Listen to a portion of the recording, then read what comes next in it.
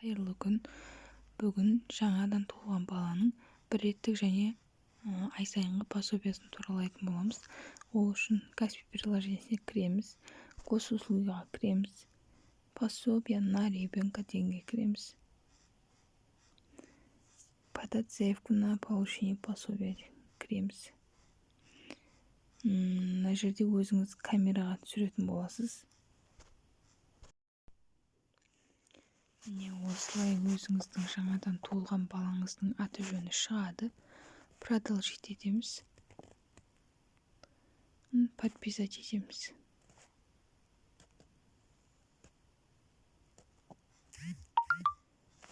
Міне осылай бізге SMS келді.